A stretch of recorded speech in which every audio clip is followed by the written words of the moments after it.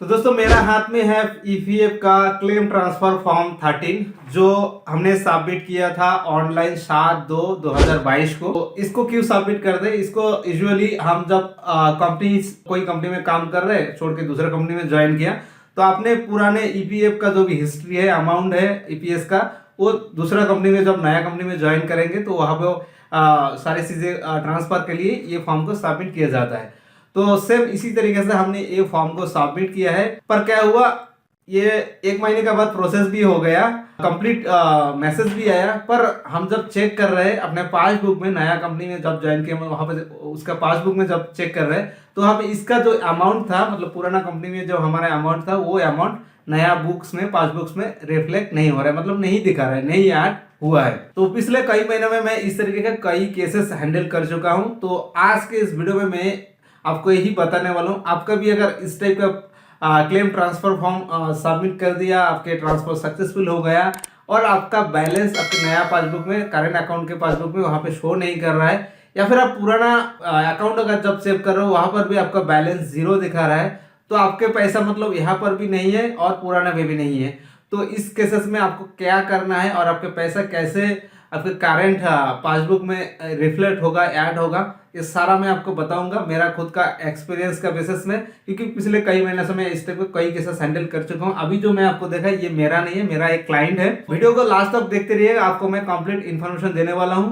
तो दोस्तों यहाँ पर आके सबसे पहला काम आपको करना क्या है इस स्टेज पर, क्योंकि जब ऐसा होगा तो आपको आप जब आपके करंट पीएफ ऑफिस जाएंगे, मतलब आपके अगर सेम पीएफ ऑफिस होगा तो ज़्यादा प्रॉब्लम नहीं, अगर लोकेशन चेंज हो जाएगा तो आपके पीएफ ऑफिस भी चेंज होएगा। जैसे जुडिक्शन जैसे चेंज हो जाता है तो पीएफ ऑफिस भी चेंज हो जाता है।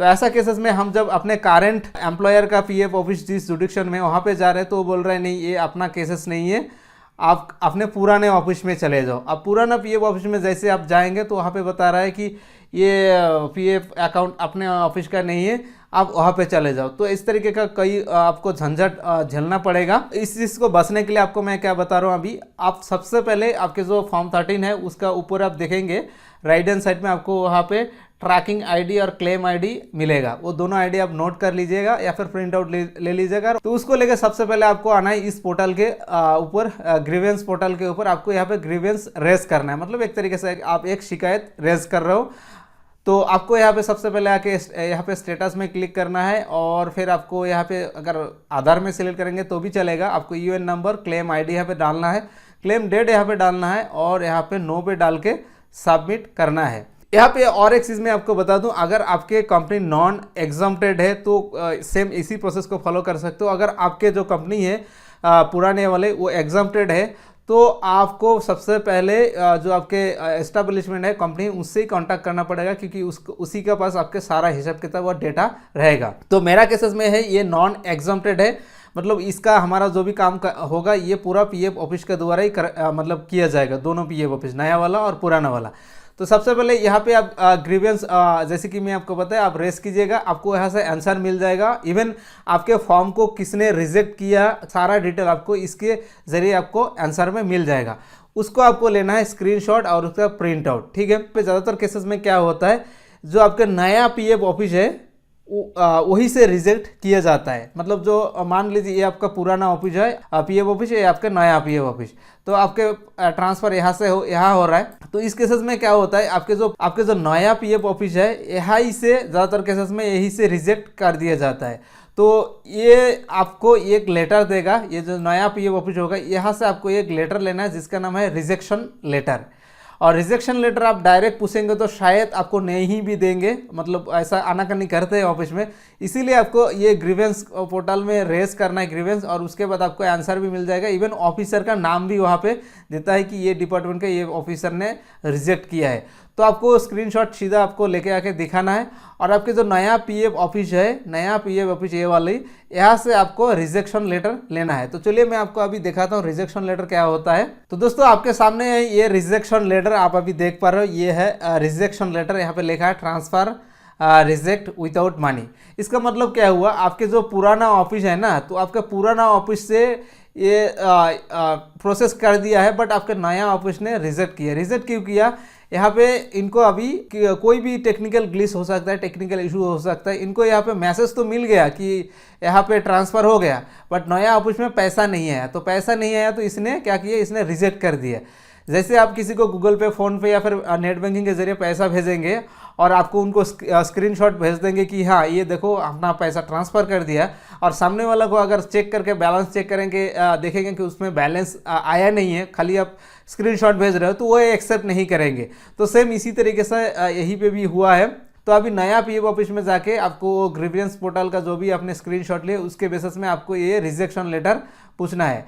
तो ये रिजेक्शन लेटर इस तरीके से आपको एक प्रिंट मार के एक पेज दे देगा। देखिए यहाँ पे हमने ले लिया है, यहाँ पे सारा चीज़ें मेंशन रहेगा। आप देखिए यहाँ पे नीचे आप देख सकते हो, यहाँ पे स्टेटस में रिजेक्टेड लिखा है, ठीक है। इस तरीके से रिजेक्टेड लिखा रहेगा। आपको नया पीएफ ऑफिस से लेना है, मैं बार बार बता रहा हूँ। इस रिजेक्शन लेटर साथ में आपको और एक काम करना है, वो है आपको इस तरीके से एक एक्सप्लेनेशन लेटर बनाना है। इस तरीके से आपको एक लेटरेट में, कंपनी लेटरेट में आपको एक एक्सप्लेनेशन लेटर बनाना है। यहाँ पे आपका सारा मैटर लिख देना है कि हाँ मैंने इस डेट को अपना फॉर्म सबमिट किया था और इस डेट को मेरा पीएफ का क्लेम सबमिट भी हो गया और ट्रांसफ़र भी कंप्लीट हो गया, पर मेरा अकाउंट में बैलेंस रिफ्लेक्ट नहीं हो रहा है, और पूरा नया अकाउंट जब मैं चेक कर रहा हूँ वहाँ पर भी बैलेंस जीरो दिखा रहा है। तो इस केसेस में आपको ये सारा चीज़ें यहाँ पे लिखना पड़ेगा। ऑफिसर को समझने में, केस समझने में थोड़ा सा इजी रहता है। हालांकि उनको पता ही रहता है, इस तरीके का कई सारा केसेस उनके पास आते रहता है, तो फिर भी आपको इस तरीके से कंपनी लेटर में इस तरीके से आपको मैटर पूरा लिखना है, और लिख के इसमें कंपनी का साइन, मतलब सिग्नेचर जो भी है उसका लेना है, सील डालना है। ये आप प्रीवियस का भी ले सकते हो और प्रेजेंट कंपनी से भी ले सकते हो, आपके सुविधा के हिसाब से, ठीक है। उसके बाद इस लेटर का साथ आपको अटैच करना है ये रिजेक्शन लेटर। साथ में आपको अटैच करना है आपके Aadhaar, ID proof, voter ID, PAN card, ये सारा डॉक्यूमेंट का xerox with attested by employer. मतलब जो एम्प्लॉयर है जहाँ पे भी आप काम करो वो साइन और सील डालेगा। अटेस्टेड करने का मतलब वही है। तो उसके बाद आपको एक और काम करना है, वो है ऑफलाइन फॉर्म 13 आपको पीडीएफ डाउनलोड कर लेना है, और मैं भी लिंक प्रोवाइड कर दूंगा, उसको आपको भरना है। और उसको भर के आपके पुराना जो पीएफ ऑफिस है, आपके पुराना जहाँ से आप काम छोड़ के आए हो, जो आपके पुराना ऑफिस है वहाँ पे सबमिट करना है। तो वहाँ से ये फॉर्म ले लिया जाएगा, आपके फॉर्म 13, ऑफलाइन फॉर्म 13 ले लिया जाएगा, साथ में ये सारा डॉक्यूमेंट ले लिया जाएगा। और विद इन मंथ मैक्सिमम, मतलब आपको 1 से 1.5 महीना लग सकता है, बेस डिपेंड ऑन आपके जो भी पीएफ ऑफिस है वहाँ पे भीड़ कितना है, मतलब उनका पास काम कितना है, वर्कलोड कितना है, उसके बेसिस में ही आपको मैं बता रहा हूँ। अगर ज़्यादा है तो मैक्सिमम 1 महीना 1.5 महीने में प्रोसेस कर देंगे। आपके पूरा अमाउंट जो है, सर्विस हिस्ट्री अमाउंट आपके नया पासबुक में रिफ्लेक्ट हो जाएगा। तो गैस यही है प्रोसेस, आपको घबराना नहीं है, आपका पैसा कहीं पे भी नहीं जाएगा, और कुछ दिन के बाद ही आपका पैसा सारा जो आपका नया पासबुक है वहाँ पे ऐड हो जाएगा। तो ये था प्रोसेस। उम्मीद करता हूँ आपको वीडियो अच्छा लगा होगा, तो प्लीज़ वीडियो को लाइक, शेयर और चैनल को सब्सक्राइब कीजिए।